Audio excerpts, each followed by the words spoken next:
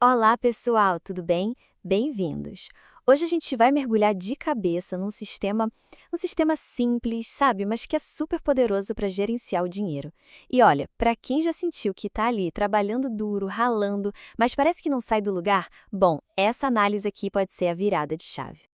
É, quem nunca, né? Aquela cena clássica, mesa da cozinha, as contas todas ali empilhadas, o salário acabou de cair na conta, mas a gente já sabe, né? A maior parte já tem dono. Aí a pessoa para, olha pro saldo e pensa: caramba, como é que os ricos conseguem? Sabe, a maioria das pessoas pensa que a solução é óbvia. Ah, eu preciso ganhar mais dinheiro e pronto. Só que a verdade, e é isso que a gente vai ver aqui, é que o problema não é o quanto se ganha. Não mesmo. O X da questão é como se gerencia o que se tem. É a falta de um sistema, de um método, que acaba prendendo a gente. Beleza, então, como é que a gente vai organizar essa conversa? Primeiro, vamos falar da armadilha do viver de salário em salário. Depois, a gente apresenta um sistema para criar riqueza. Aí vamos detalhar cada regra: pagar o futuro, dominar o custo de vida e, por fim, financiar a liberdade.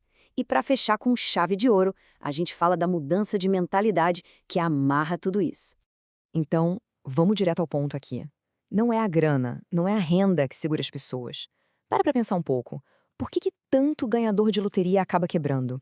Ou, sei lá, por que tem gente com salário de 6 dígitos que ainda vive contando as moedas para o fim do mês? A resposta está bem aqui, ó. Se não existe um plano para o dinheiro é que vai estar sempre no controle. É simples assim. E a sensação é aquela de estar correndo numa esteira, sabe? Você corre, corre, corre, mas não sai do lugar. Falta uma direção, um mapa. E é exatamente aqui que esse sistema entra em jogo. A regra 1565-20, ela é poderosa justamente porque é simples, não tem complicação. Ela basicamente força a pessoa a fazer o que quem tem grana faz, dá um trabalho, uma função para cada real que entra. A ideia é dividir a renda em 3 potes, bem claros. 15% vai para investir, 65% é para as despesas do dia a dia e os outros 20% vão para um negócio que a gente vai chamar aqui de Fundo da Liberdade. Essa é a base de tudo, o esqueleto do plano.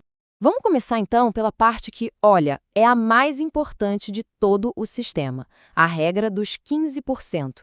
Pensa nisso como a fundação de uma casa, o alicerce.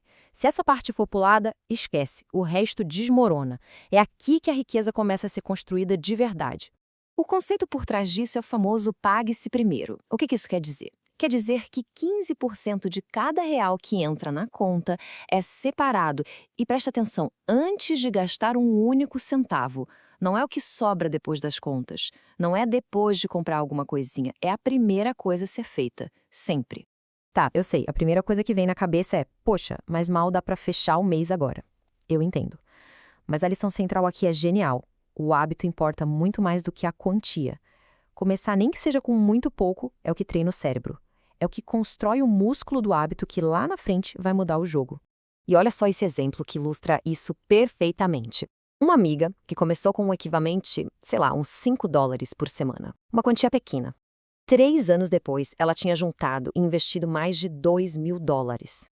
E o mais doido, ela mal sentiu esse dinheiro saindo da conta. O segredo, o poder, tá todo na consistência. Ok, então na prática, como é que se começa? 3 passos simples. Primeiro, automatiza. Deixa programada uma transferência automática para o dia que o salário cai, sem pensar. Segundo, comece pequeno. Uma quantia que não vai fazer falta, que seja confortável. E terceiro, o mais importante, seja consistente. É na repetição que a mágica acontece. De verdade. Beleza, agora vamos para a maior fatia do bolo, a regra dos 65%. Esse aqui é o dinheiro do dia a dia, né? A grana para viver. Cobre o essencial: aluguel, comida, transporte, as contas, o básico. Mas aqui tá o pulo do gato, a grande diferença. Pessoas com mentalidade de riqueza gastam bem menos do que ganham. Elas vivem, digamos, um degrau abaixo. Se ganham 5.000, vivem como se ganhassem 4. É nesse espaço, sabe, nessa margem, que mora a liberdade.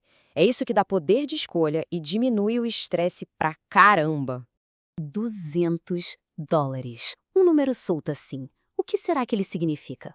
Então, essa foi a grana que uma pessoa descobriu que estava gastando todo santo mês com almoço fora de casa. E ela só descobriu isso depois que parou para anotar os gastos. É incrível. Quando você acompanha para onde vai seu dinheiro por tipo 30 dias, você descobre esses vazamentos. E aí fica fácil ver para onde o dinheiro está escorrendo e, claro, redirecionar ele. E agora, finalmente, a gente chega na parte, digamos, divertida do plano. A regra dos 20%. Esse aqui é o dinheiro flexível. É o playground do orçamento. A válvula de escape que faz com que todo o sistema seja sustentável e, bom, agradável, né? Esse dinheiro tem 3 destinos bem definidos, bem intencionais. Primeiro, quitar dívidas caras, aquelas com juros altos. É como tapar um buraco num barco que está afundando. Segundo, construir uma reserva de emergência, para aqueles imprevistos que a vida sempre joga na nossa frente. E terceiro, juntar para metas de curto prazo e aproveitar a vida, sem culpa, porque um orçamento inteligente é sobre equilíbrio, não sobre se punir. Agora é muito importante a gente entender uma coisa.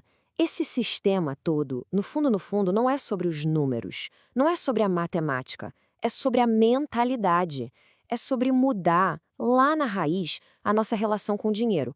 Pensa assim, a mentalidade comum fala, quando eu ganhar mais, aí sim eu começo a guardar. A mentalidade de riqueza inverte essa lógica completamente. Ela diz, eu guardo e invisto primeiro. A minha renda vai crescer depois.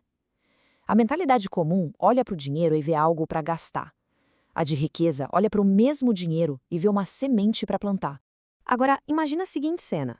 Passou um ano a partir de hoje. A pessoa pega o celular, abre o aplicativo do banco e pela primeira vez vê uma reserva ali, um colchão de segurança. Vê investimentos crescendo, quietinhos no canto deles, e o mais importante, não tem mais aquele medo, aquela ansiedade de fim de mês. No lugar, tem a certeza de que algo real está sendo construído. Essa é a recompensa emocional de criar esse hábito. E tudo isso nos leva a uma última pergunta para a gente pensar. Afinal, riqueza é um número parado na conta do banco ou é um hábito que se pratica todo dia? O que esse sistema todo sugere é que é o hábito que, no fim das contas, constrói o número, e não o contrário.